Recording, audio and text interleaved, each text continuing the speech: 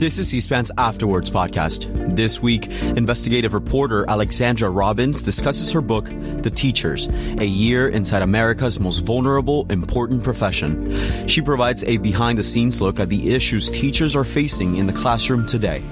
She's interviewed by Education Week staff writer Madeline Will. Alexandra, I'm so excited to be here with you today. I could not put down The Teachers. It was like reading a novel, even though it's very deeply reported.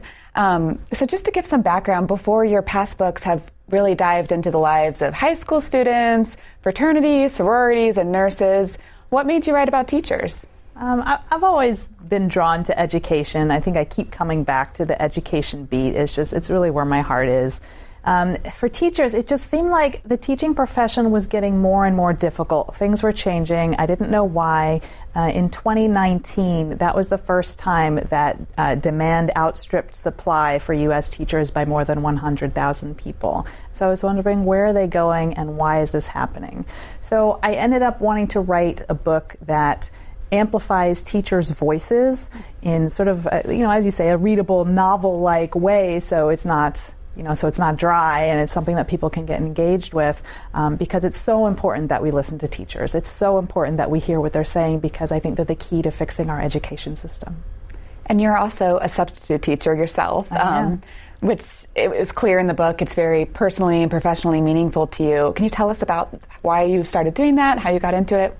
Yeah, subbing was completely separate from the book. I was surprised to see an article in a local paper, and this was pre-pandemic.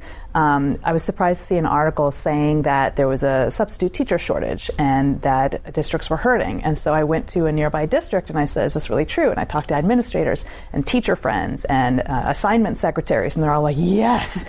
So I said, okay, well, I could sign up. I could do it, once every couple weeks. So I thought I would just do it once every couple weeks, but I found it so rewarding to work with the students and to be around the staff. Teachers they're just the best people, that I ended up subbing a lot more frequently than I expected to. Last year, I ended up subbing more than 150 days out of 180. So wow. It's kind of where my heart is right now. Wow. And how did that inform your experience reporting the book? Yeah, that's a good question. It was great. I do want to make clear that the schools where I subbed and the people, the students and the teachers who were with me are not in the narratives or the essays in the book. I was not undercover in the school.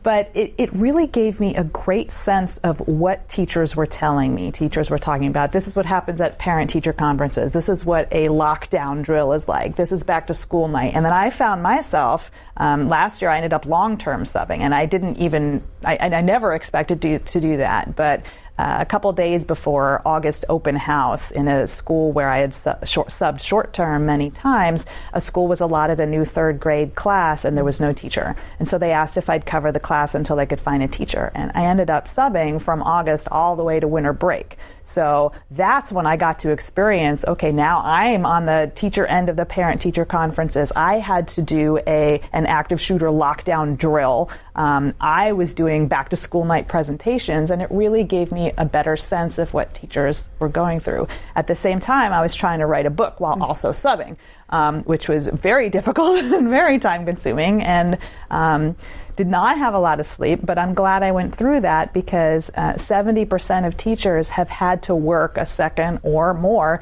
jobs just to be able to continue to afford to be a teacher. And so for me to go through that and to see how difficult that was and how there just were not enough hours in the day, I felt was a really good experience for me to understand as I wrote the book. And I'm sure talking to teachers, too, while you're substituting probably informed your teaching practices as well.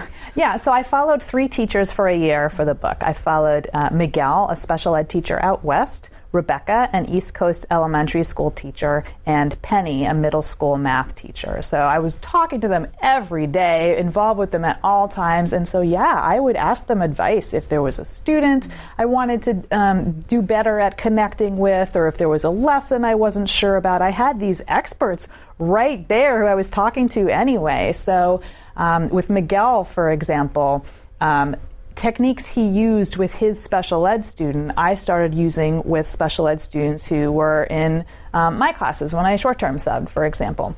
Or Rebecca has this thing where she sings in class all the time. That's how she keeps kids entertained and engaged. And so I started teaching kids, I started making up silly raps just to get them to remember a math strategy or a reading comprehension strategy. And it worked. They would beg for the raps because we would do little dance-offs and stuff. And when I subbed, it also gave me a better sense of what to ask the teachers I was following, whether it was Miguel, Penny, and Rebecca, or whether it was the hundreds of other teachers I interviewed for the essays in the book. It just gave me a great foundation to understand where they were coming from and to know what to ask them about, which I hadn't. I mean, it's great that these two things in my life dovetailed at the same time, because that wasn't something that was planned. So you followed these three teachers. Could you tell us a little bit about your reporting process? Were you sitting in their classrooms? Because it felt like you were in the book. Oh, thank you. No, I wasn't, for several reasons. One, with the pandemic, it was harder to get into school buildings. Schools were, you have to show ID, you have to be approved to get in. And so that's not something that I wanted their administrators or parents or community or students to know about, because these teachers, they really bared all in their personal lives and their professional lives, and they wanted to be completely 100% candid. And for them to do that, they couldn't be outed. So their schools couldn't know they were participating in this book. In many cases, their families didn't know. The parents of their students didn't know. Their names are changed in the book. Certain identifying details are changed. I don't specify exactly where they live and things like that. So it was really more of being in touch with them every day. Wow. Right. You must have known, you knew through your substitute teaching experience some of the daily challenges of teaching, but what surprised you about some of the workplace issues teachers are dealing with? Yeah, there's so much more than I'd expected. There's so much more going on than the public really knows about. I think one of the things that surprised me was the outrageous things that parents think they can say to educators that they wouldn't say to anybody else. Just the blunt rage that they direct toward teachers, it was mind-boggling to me. That was surprising to me. I think some of the things that schools tend to cover up was surprising to me. Like a brief example, Penny had, her school had mold in the classrooms, and teachers were getting sick because of it, including Penny. And she went to the principal, and the principal, who in that particular school was not supportive, I will say that Miguel and Rebecca did have supportive administrators. The principal's reaction was to paint over the mold, which didn't solve anything. People were still getting sick. The school still wasn't a safe environment, and that just seems to be something that some school districts think is okay, just to cover up, Band-Aid approach, and then proceed as they were going. Yeah, the mold example was really striking, and I know we hear other teachers talk about not having air conditioning when it's hot or heat when it's winter. I mean, just that. The school buildings themselves didn't seem like comfortable workplaces, to say of nothing else. Yeah, there was, in September, Rebecca's classroom, I think the heat index was over 100 degrees, and she was describing students like draped over their desks with heat fatigue, and they couldn't get anything done. Right this week, as we're talking, it's going to be 90 degrees this week, and school systems, HVAC systems haven't turned over to air conditioning. This is also testing season, so students are going to be taking these supposedly important high-stakes standardized tests at a time when they cannot possibly be comfortable in their classroom. You write, the public stigmatizes the teaching profession, yet also expects teachers to solve all problems and blames them when they can't.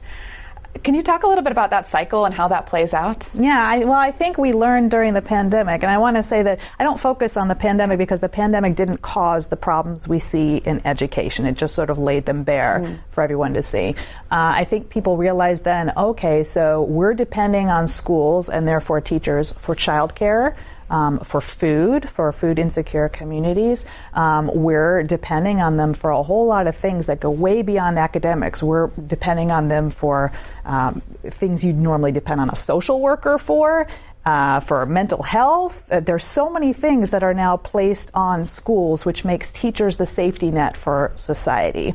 And that's a problem for so many reasons, not the least because teachers aren't paid to handle that, and they're not trained to handle many of these things. And I'll give this is a bit of a downer example, but it's an example of how teachers are sort of bearing the responsibility of society's failures. Between the 2012 Sandy Hook massacre and the 2022 Robb School massacre, the only substantive change in society was that districts trained teachers to hide their students and barricade the doors. That's it. That's all that's changed. And so, again, we see, okay, so society's failures are placed on teachers' shoulders. And at the same time, we're getting this, as you mentioned, this rage from parents. And I think you referred in the book as a student as consumer attitude, where teachers were telling you things, and this is a real quote from the book, like, I pay your salary and I can get you fired. Why do you think our society has this attitude towards teachers? Because other societies don't. No, and I think our society didn't used to. When I was in school, it wasn't that way. I think there have been a lot of changes in education that have led to this sort of blaming teacher narrative in education. I think it probably started in earnest with No Child Left Behind and high stakes testing, and that led to an atmosphere in which teachers were judged by how their students did on a particular test on a particular day, which is so wrong. A kid can come to school with a stomach ache and have a bad test score. A kid can not be well fed at home, or not have involved parents, or be homeless, or experience some sort of trauma. And for all these reasons having nothing to do with the teacher, they could not have a great test score. And then in the early 2000s, teachers were then blamed for students' poor test scores, and sometimes their jobs or their salary or bonuses could depend on these factors that were out of control. They could be the greatest teacher in the world, but if you have a student who just experienced a trauma at home and tanked the test, there's nothing you can do about that. It sort of created a climate of fear and competition in schools, and I think parents got hyped up because the government was also focusing on tests as a measure of school success. So that started it. I think social media is also another part of it, because it increases the polarization of people, and people feed onto each other's negativity. And as you know, with like Yelp reviews, people are more likely to get on social media to rage against something than they are to praise something. So that was another problem. Then during the pandemic, that created a whole new issue where parents wanted their kids in the physical buildings at school, and they blamed the teachers for that not being able to happen, which is also misplaced, also wrong. And then you have certain politicians sort of pouncing on that and using this whole idea of parents' rights as a way to galvanize parents in order to achieve their political goals, and that created this us versus them, parents versus teacher attitude. So all of these things kind of were building, and now I think we're at this tipping point where it's been too much all along, but I think, in my opinion, that's the trajectory that's led to today. Right. So now we're seeing this parent right movement where this legislation is being introduced across the country that would restrict classroom discussions on topics like race, racism, LGBTQ issues. From your reporting, what kind of toll is that taking on teachers, or how are they experiencing this? Oh, it's so hard, because teachers are the only professionals who are trained and certified to deliver and develop age-appropriate content to our nation's children in schools. Nobody else, just teachers. And now they're being told that they can't teach certain things or mention certain things because of an individual's political views, and that is hard. It's also hard because teachers just want to do right by kids. Teachers are these compassionate, selfless, nurturing people who just want to do right by the kids.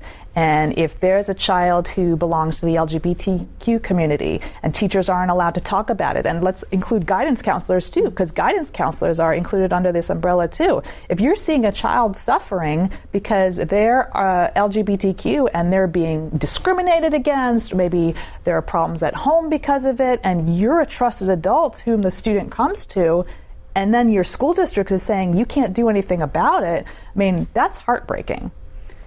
Yeah. It's when you think about how parents portray teachers or how society portrays teachers, there was a moment in time where teachers were called heroes, especially at the start of the pandemic. But you write in your book that that's kind of a problematic label. Why is that? Well, it goes back to what we were talking about before in terms of teachers being society's safety net. Teachers will do anything for kids. Teachers, they will donate kidneys. They will adopt students who are in the foster system. They do all of these things, but they shouldn't have to.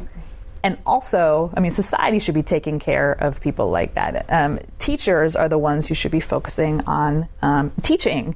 However, there's also this idea now that if a teacher doesn't martyr herself, then she's not a good teacher. And that's why it's not right to call them heroes, because one, they shouldn't have to be, and two, let's just talk about teachers being good teachers because of their teaching, not because they have to slip food into kids' backpacks when the kids are out at recess just to make sure that the kids won't go home hungry, which is something that a lot of teachers do.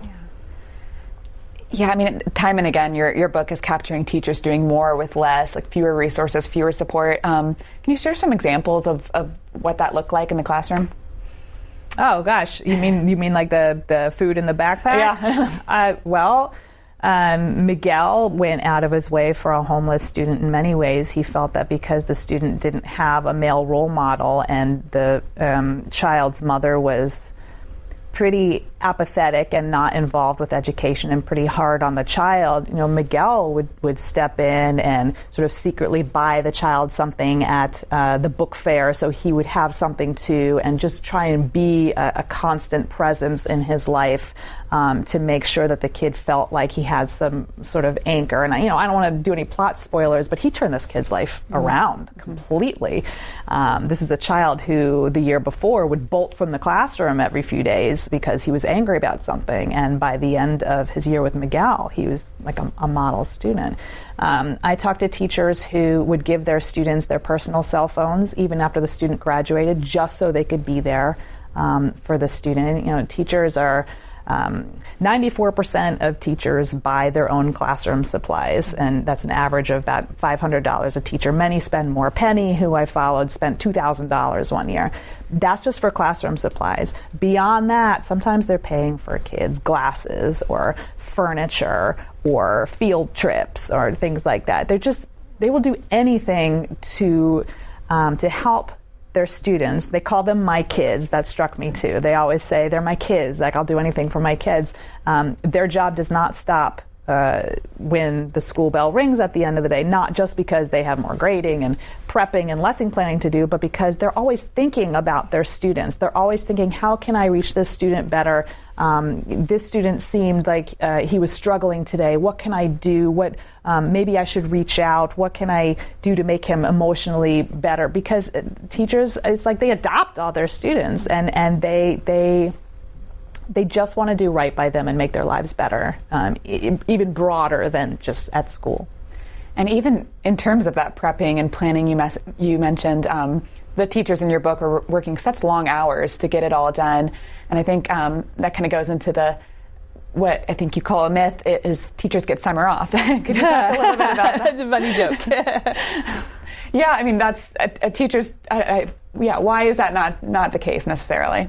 So teachers aren't paid for their work during the summer. They're only paid for the school year. But then when they are supposedly off during the summer, they have professional development. They have to take continuing education classes to keep up their certification so they can keep being teachers. School districts change the curricula all the time, which means that teachers have to spend the summer redoing their lesson plans and learning the new curricula. And there's just so much that they're doing over the summer. They come back to school earlier than everybody else. They stay later in the school year than students do. It's just they don't have summers off. That's not true. So you started this by talking about how demand for teachers is outpacing supply, and teacher shortages have been in the news recently. Districts are saying they're having a hard time finding enough teachers to staff their vacancies, especially for subjects like special education. But in your book, you call teacher shortage a misleading term. Why is that? Yeah, there's not a teacher shortage. There are plenty of people out there who would be amazing, who are qualified, who are willing educators, who either have been, are, or who are willing to be in the classroom and would do a terrific job of educating our children. There are plenty of people out there. However, there's a shortage of jobs that adequately treat, compensate, and respect people such that they would want to be teachers in the first place. So that's not a teacher shortage. That's a job shortage. If you want to improve the job, the teachers will come back. And along those lines, we know that from studies that teachers are more stressed than many other professionals, and maybe to no surprise after this conversation, but you also posed the question, what if the premise of teacher burnout is a myth? What do you mean by that? So that goes back to what we were talking before about the blame the teacher educational narrative. Teacher burnout, experts say, is because of unmanageable workloads. It's caused by high stakes testing or time pressure or having not enough resources to do your job. These are the things that studies show cause teacher burnout. But instead of specifically fixing those issues, schools don't do that. They just say, oh, okay, so you're burnt out, so you need to learn how to relax, you need to do a better job of self-care. And I'm air quoting that because it's such a popular phrase and teachers are so sick of hearing it. Because school systems, instead of trying to fix the problem, are just, again, putting everything on teachers' shoulders and saying, well, you need to cope with this or else you're burned out. You're not doing a good job of preventing yourself from being burnt out. So I say that instead of saying teachers have the highest levels of burnout, which is something that studies say, we should instead be saying, no, school systems are the employer's worst at providing employees with the resources they need to do their jobs. And what would help? What would some of those resources look like? Well, let's start with more support staff. We need more paraeducators, we need more counselors, we need more school psychologists and social workers, and a full-time nurse in every single school. If you look at special ed, that's where we're seeing a lot of vacancies. It's because they don't have enough support. And when certain severely to moderately disabled students may have impulse control issues, or they may have communication challenges, and sometimes they lash out physically. It's not something that they mean to do. It's not out of malice. It's just what happens. And if you have one teacher, this happened with Miguel, in a class with many students who have those challenges, if you're turning to talk to one and the other one body slams you from behind, it's not that the student is a bad person, it's that the district didn't provide enough aides in the classroom to be able to monitor all of these students. And that gets into, special ed teachers are often told that the violence is just part of the job and that teachers are just supposed to accept it. And that's wrong. Work should not hurt. Districts need to stop putting the onus on teachers to handle these completely impossible situations and instead provide what teachers need. So the first thing I would say is support staff. Okay.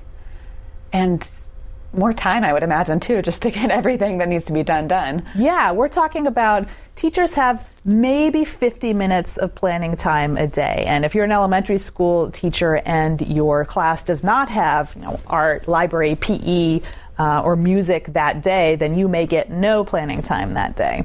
So teachers are expected to do all the grading and prepping and planning when? Not during their paid work day. They end up doing it after work, at home, unpaid. And that's happening to pretty much everyone. High school and middle school teachers, they may have 180 students easily.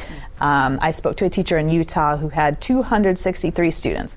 That's an AP English teacher. So can you imagine in one 50-minute period being expected to grade, correct, and refine the writing of 263 essays, and then to have to do that every time you give them a new assignment? It's impossible. It is an impossible job. You mentioned school librarians, and there's an essay in your book that talks about librarians and their importance and their role that is not what you might expect when you think about the word school librarian. Can you talk a little bit about that important educator? There are all these stereotypes about librarians that, I'm not going to go into them because I don't want to perpetuate them.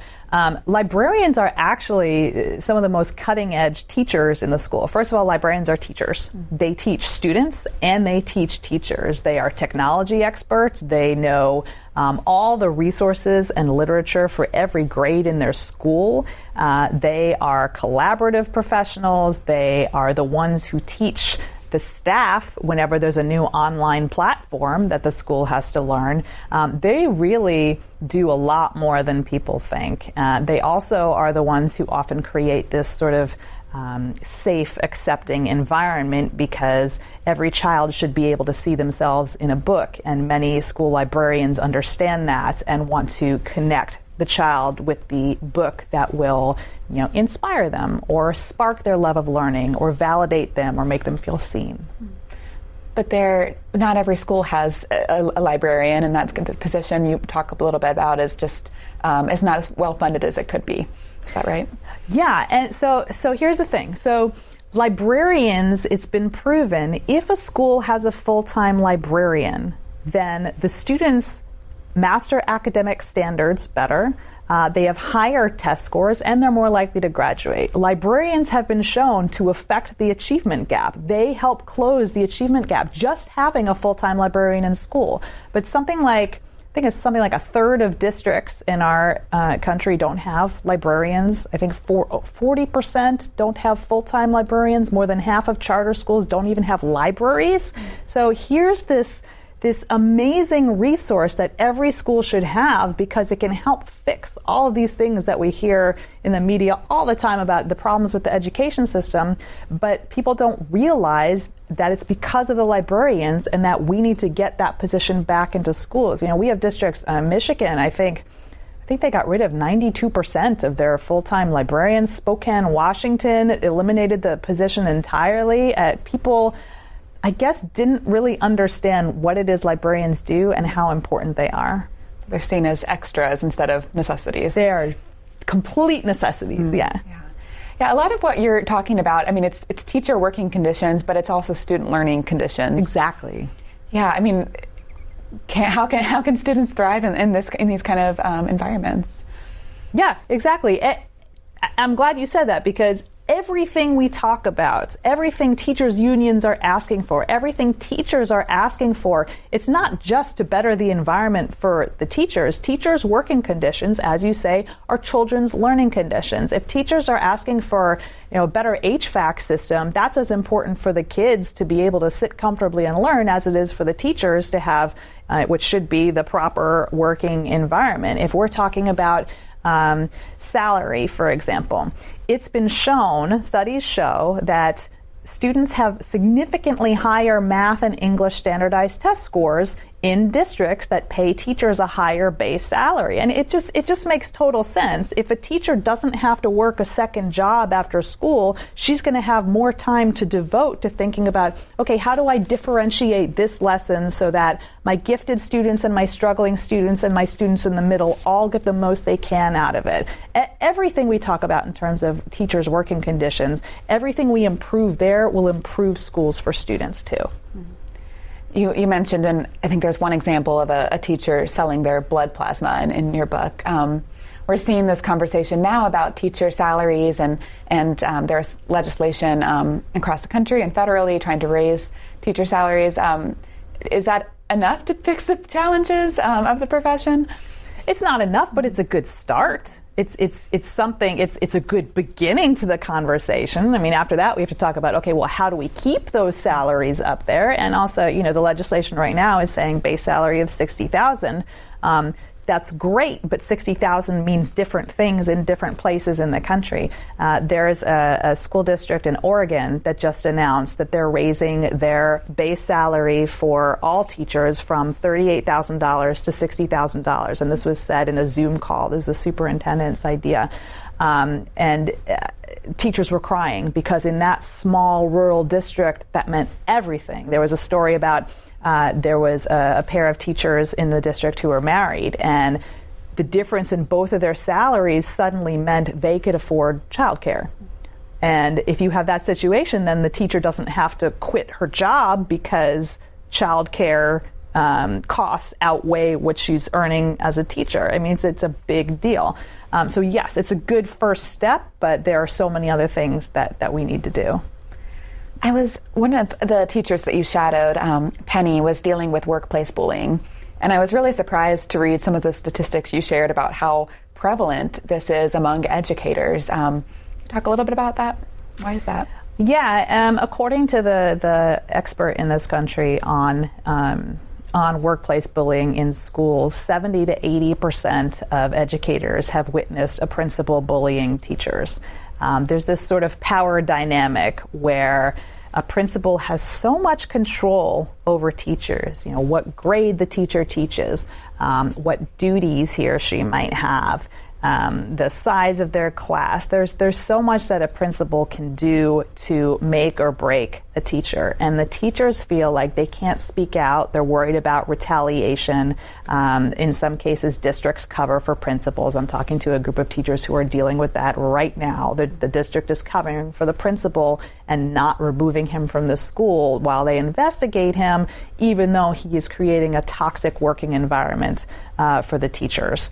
So it can be really hard. There's also the idea that there's something called oppressive group theory, which says that if a group is made to feel inferior and they can't climb out of it and they can't do anything to talk to or to retaliate against their supervisors, we saw this in nursing as well, then they may turn on each other because of the stress and the frustration and because they have no other outlet. And so sometimes we see that with teachers as well. What can be done to help that? Well, it comes down to the administrators. Administrators can foster a collaborative, warm, accepting environment. So, it's hard that it can all come down to the principal of a school, but school systems really need to do a better job of making sure that principals are held accountable and that there is a system in place for teachers to get help for workplace bullying without fear of breach of confidentiality, without worrying about losing their jobs or being retaliated against by administrators for speaking out, because right now there's nothing really in place for teachers. Yeah, all of these challenges that we were talking about, so many of the teachers in your book say they're staying and teaching. Why are they staying? What's keeping them there? Because what it comes down to is the kids. I heard over and over again, like, I stay for the kids. If I leave, it's because of the adults. I saw this in subbing too. The act of teaching, it is so joyous and so rewarding, and making these connections with students and with staff, it's like the best job in the world. So teachers are stuck right now because they love teaching.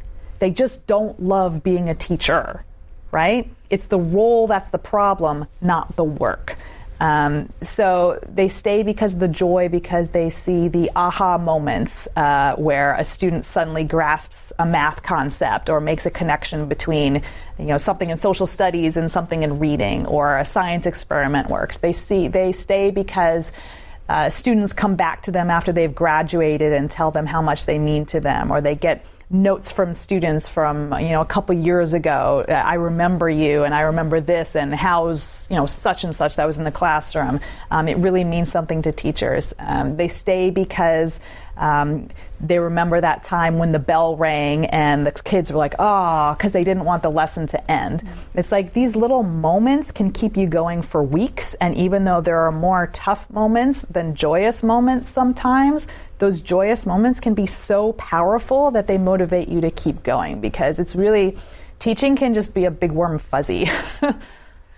Yeah, we look at, I'm thinking of some research that looked at how undergraduate college students they asked them if they're interested in teaching, and they were talking about all the negative messages they're getting from the media, from their friends and family, like, why would you go into teaching? It's so hard. You're not going to get paid enough. Yeah, I mean, what do you think how can society turn that around? How can we make this an attractive career again? Yeah, we need to flip the messaging. I mean, that was one of the reasons I wrote the book. We need to realize, teachers are floundering here, and now we need to step up and speak out for them. There are so many more people who support educators than don't, who support teachers, who support public education. I think the negativity is coming from like a small fringe that are just very loud and very coordinated and very aggressive. So it is time for the rest of us to speak out and be educator allies and spread the positivity and talk about how meaningful teachers are, not just to the teachers themselves, but also op-eds, testimony to school boards, petitions to get teachers what they need. It's time, or we're going to lose them. And one of the teaching profession is overwhelmingly it's white and female, and districts are trying to attract more diverse candidates into the profession. How do you think that? Could you talk a little bit about that? What you learned about teacher diversity in your reporting? It's so important. It's so important. If a black student has just one black teacher, by the time they hit third grade, they're more likely to do better and stay in school. If they have two black teachers by the time they go to college, they're more likely to go to college. It's so important for students to see themselves in the classroom. And right now, fewer than 10% of teachers are black. Fewer than 10% of teachers are Hispanic. And we have to get more people of color into the classrooms. It's so important. I like the idea that some school districts are having where there's like a pipeline and they focus on the community and let's get members of the community to go from students to graduate, get training as teachers, and then come on back to the community. I think that's a great idea. Yeah, I was talking to one researcher who said something like teaching is the only job where students are seeing it every day in front of them. So I would imagine that would be a good pool of potential teachers to choose from. Yeah, and teaching is also a predominantly female profession too. How does gender play into any of this?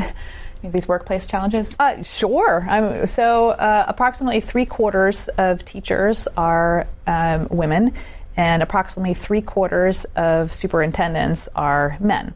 It's always been the case that it's been a female-dominated workforce and a male-dominated supervisory system. It started back in the 1800s that teachers were blamed by the men who ran the education system for the failures of the system. They would just say, oh, well, they're women, all the stereotypes of women that were prevalent back then, it was easy for them to just punt the blame for everything onto the teachers, and that kind of hasn't yet gone away. Yeah, it's, so now it's May, it's about to be May, and then it's Teacher Appreciation Month. What does true teacher appreciation look like? Year round, first of all, not just the second week of May. I think people don't realize that even the littlest gestures to teachers throughout the year make a difference. If you don't have to, get your teacher some sort of lavish gift, although if you can manage it, give them everything. They deserve it. Really, what teachers keep from year to year to year to year are the detailed, heartfelt notes that say specifically what that teacher meant to you, what that teacher meant to your child. If you're a graduate, I remember you because, and you made a difference in my life because. Teachers actually keep those notes in their work bags, so when they're having a bad day, they pull them out of their work bags and they read them to feel better. That's how important these notes are. They don't throw them out. So if there's nothing else that you can possibly think of to do for Teacher Appreciation Week, just tell the teachers how meaningful they've been to your family. It's a nice way of the form of communication where in a lot of your book, it's the parent communication can be very terse and constant. And that's another stressor teachers are dealing with. And it was just noticeable how many texts teachers were receiving day in and day out. What kind of relationship does that create between the parents and teachers? There's sort of this sense of instant gratification where parents shoot off an email and then and then they wait for the response. And teachers, you have to understand, they either maybe don't have time to check their email at 11 p.m. at night when you sent that angry missive, or they know better than to do that, because then they'll think about it all night and they won't get any sleep, and that won't help them in the classroom. Again, if they have 50 minutes of planning time and 263 students, they may not have time to even get to your email or find your email in the next few days. But some parents seem to forget that and seem to not be aware that, no, your teacher might not be able to respond right away to whatever it is, and you should really think of reaching out to someone else if it's urgent, or if your students in middle school or high school, have your students speak to the teacher themselves. They can advocate for themselves. That's a lot easier. Teachers would prefer that. I also like to tell parents to schedule send their emails, so that if you're thinking of something at 10 p.m. at night, don't send it then. Schedule it to arrive during the school day as just common courtesy. And also, by the time you wake up the next morning, maybe you'll want to take back something that you said in there. So that's just to start with. Yeah. Yeah, I mean, I think you had a lot of list of tips for parents. But in general, what do you hope non-educators are going to take away from this? I think they should better understand what teachers are going through, have some empathy, understand that if you support teachers, it's not enough just to say you like teachers. Now is the time when you need to stand up and lobby for what teachers need. It's not enough just to be like, you're great, here's a bag of cookies, which is nice, but that doesn't do anything for the teachers' working conditions. I think also we all need to trust teachers more and make an example of trusting teachers. Say in front of your students, say in front of your kids who are students, I trust your teacher. And if you model that kind of appreciation and respect, that's going to improve the student's experience too. And I think we really need to have teachers' backs right now. And I hope that people understand that from the book. It's a tough political climate right now, and I think teachers are just, and from teachers I've talked to, are just kind of taken aback to be in the center of these political fights. What are your thoughts on just how the profession? Where is the profession headed right now? If we don't change the way our society is treating teachers? Oh, that's a scary question. Yeah, we're there. We're going to lose teachers. We're going to lose even more teachers if we don't fix the problems now. If this political war keeps going on in the classroom, more and more teachers are going to leave. And I think, and I hope people are starting to see that, oh, my kid's fourth period class never has a full-time teacher. There is a substitute, or it's combined with another class. Or I think a lot more parents are starting to see the empty classrooms and realizing that it's time, and that all these things that may seem like abstract educational concepts in the media are actually going to affect them personally with more and more frequency. So I'm actually hopeful that people are understanding now how dire the situation is and how we need to support teachers immediately. And you plan to continue substitute teaching, is that right? Yeah, I'll be back in the classroom next week, actually. Yeah, I can't stay away. And writing this book, for the first time in my career, I'm going to stop writing books because this is the most important issue I can think of, and I'm not turning away from it. I want to continue to help by advocating for teachers on a broad level and help them in the classroom by stepping in as a sub, so they can have the time they need to get their doctor's appointments or take care of their sick kids or whatever they need to do so that they can be at their best in the classroom. It's something small that I can do to help, but it helps them. Yeah, I mean, what have teachers told you after reading this book, or even that you interviewed? They're grateful. Yeah. They feel validated that, a teacher came up to me after a speech that I gave a few weeks ago to say that she always thought that she left the profession because she felt that something was wrong with her because she wasn't, handling things right in the classroom. And reading this, she realized, no, it wasn't her fault. It was the working conditions, it was the administrators, and the job was just impossible. So there's validation. It's nice to hear I've heard from a former teacher that they actually want to go back into the classroom after reading the book because reading the vivid classroom scenes made her realize that she wanted to be back in it. But I think it's a lot of gratitude, but it's also, and I saw this in the reviews online. Yes, authors read their reviews. Don't be nasty.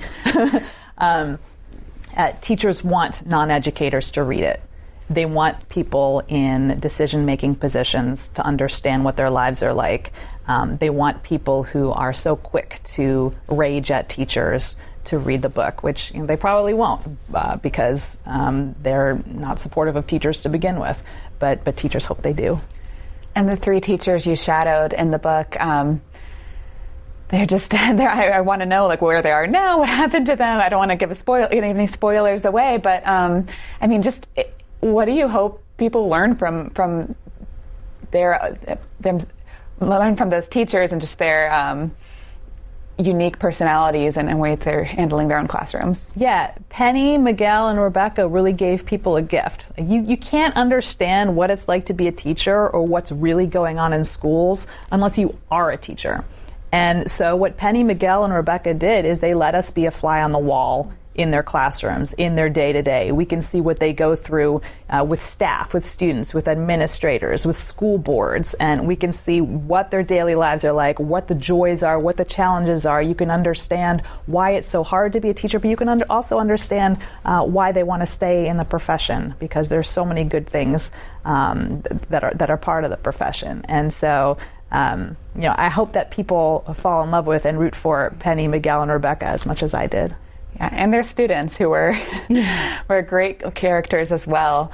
You talked a little about your 3rd grade students that you read a lot. What have they taught you? Oh, my students. So my 3rd graders. Wow, nobody's ever asked me that before. I think if I were to encapsulate in a nutshell what my 3rd graders taught me is that the most important thing in life are the relationships you have and the connections you make and what you teach each other in mutual learning environments, which is another reason I'm going back to the classroom instead of writing another book. It is so fulfilling to work with students. It is so... there was a teacher in Texas who I interviewed who he made maybe $30,000 a year. He, sometimes his water was cut off, his cell phone service was cut off. He couldn't support his family. He worked 2 other jobs just to be able to afford being a teacher. And I said, why? You could make more money in another job. And he said, because teaching makes my soul happy. And I feel that to the core. Teaching makes my soul happy too. Well, thank you so much for being here. It was really fascinating to hear inside the lives of teachers. Thank you, and thank you for the work you do. Thank you. Thanks for listening to this week's Afterwards podcast. If you enjoyed this podcast, listen to C-SPAN's podcast about books. Learn about the latest nonfiction books and best-selling authors. In each episode, we report on bestsellers lists and book reviews from around the country. You'll also hear authors talking about their latest books and insider interviews with nonfiction book publishing industry experts.